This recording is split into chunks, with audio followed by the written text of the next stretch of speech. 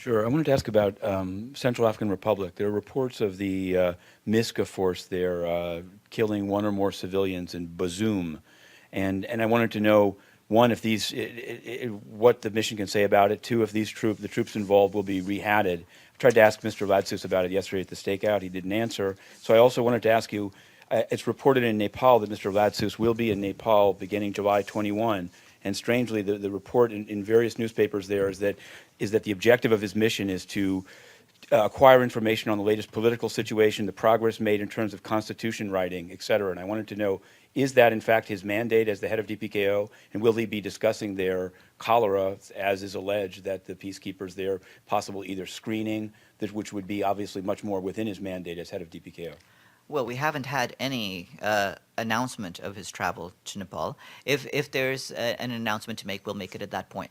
But as head of DPKO, does he have a DPA role? Would he be?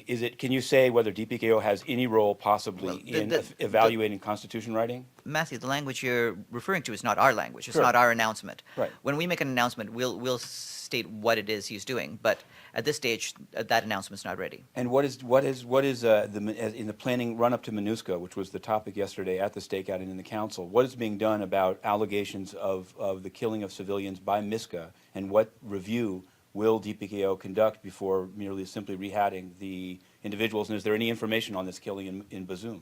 Who did it? Well, on questions of MISCA right now, of course, MISCA is not. They have not been rehatted as UN, so you'll need to ask MISCA about that.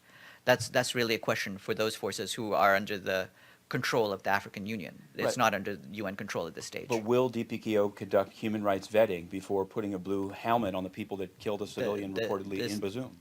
The standard vetting procedures for peacekeepers apply in this case as it would in any other.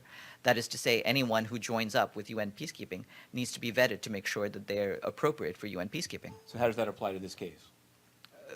You're asking me how it applies to a case that we haven't looked into. You'd have to ask MISCA about that. So if MISCA...